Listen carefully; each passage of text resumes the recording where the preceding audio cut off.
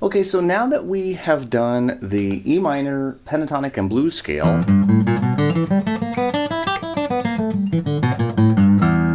and we've done it in open position, and that's great, but a lot of times we want to actually use a little bit more of the real estate that we have on the fretboard. So what we're going to talk about is how to extend what we call box 1.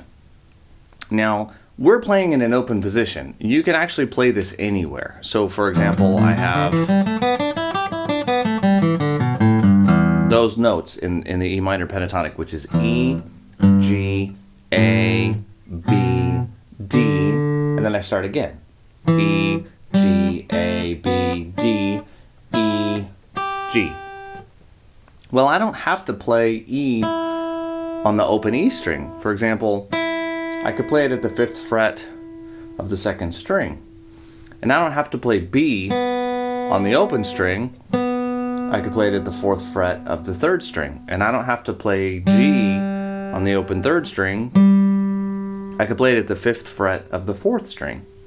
And I don't have to play D, the open 4th, I can play it here. So you kind of see how this goes. So this creates a new pattern of the exact same notes. So we often call it box 2, because this one is box 1.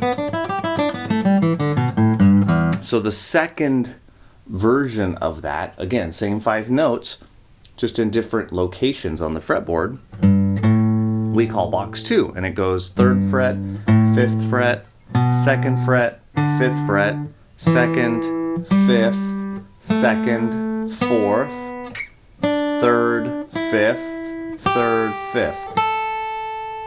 And as I go backwards, 5th, 3rd, 5th, 3rd, 4th, 2nd, 5th, 2nd, 5th, 2nd, 5th, 3rd. Now fingering wise, that could be your first finger or your middle finger. Some people like to keep the hand position the same, so they use middle finger and pinky for those top couple of strings. Some people don't mind moving around and would prefer to use the index finger.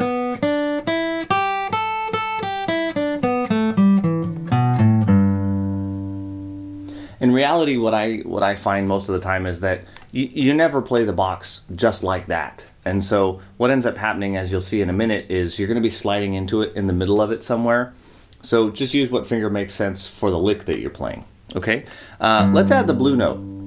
So now we get 3rd, 5th, 6th on the 6th string, 2nd, 5th, 2nd, 5th, those are the same. But here we get 2nd, 3rd, 4th, 3rd, 5th, 3rd, 5th, and 6th.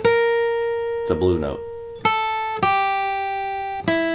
5th, 3rd, 4th, 3rd, 2nd fret, 5th, 2nd, 5th, 2nd, 6th, 5th, and 3rd.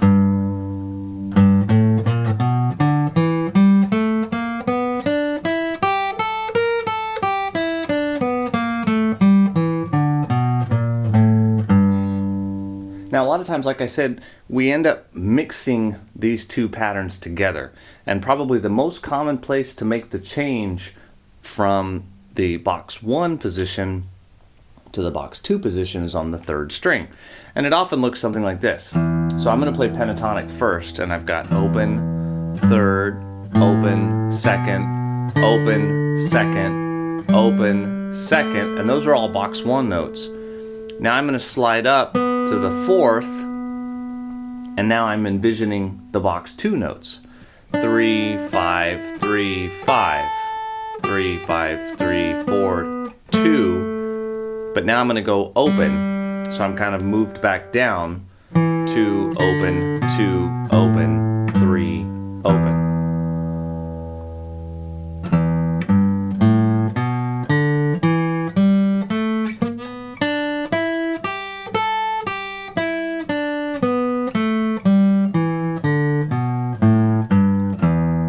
And again, fingering, just do what's comfortable.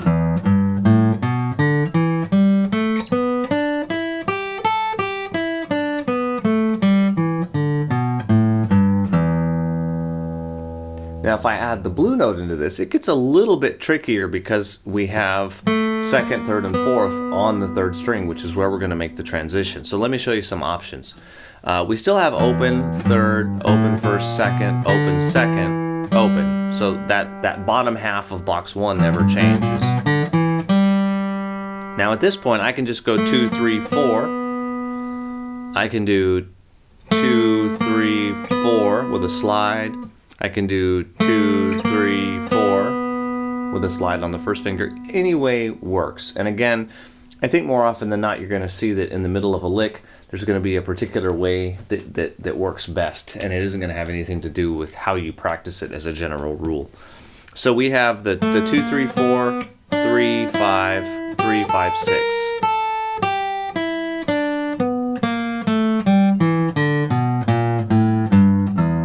So the whole way through.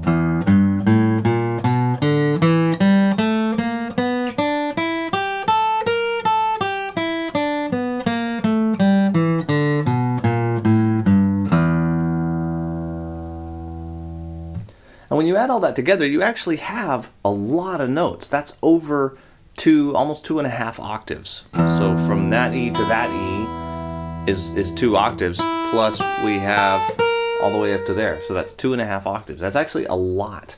When you have a guitar that's only 3 octaves in total, you know, it's quite a bit. You've got almost all of it right there. So if, you know, sometimes people feel like, oh, I need more notes at my disposal. You probably don't. So there's plenty of notes to work with here. Many blues players over the years have used nothing but what you've just learned right there. So, you know, please understand that there's a ton of stuff there that you can play. So let's do a lick. Let me show you one right here. Let me play it for you one time so you can hear it.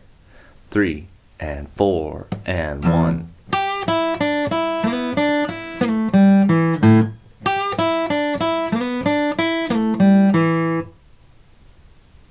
Okay, so it's a great lick. It starts with the open E, 3rd fret on the first string. Now, looking at the timing on this, notice that it does have the metric modulation, so we're going to be counting in triplets. So we have 1 and then we have all triplets. 2, open first string, and 3rd fret on the 2nd string, Now we're gonna beat 3, slide up to the 4th fret on the 3rd string, and Now on beat 4, I'm gonna do a little grace note slide down to the 2nd fret from the 4th where I was, and is the open, Now I went ahead and changed chords on this lick as if you were using it in bar 4 going into bar 5 of a blues. And now we have the open A, but it could just as easily be an open E if you, as you'll see later on. So that's beat 1 and 2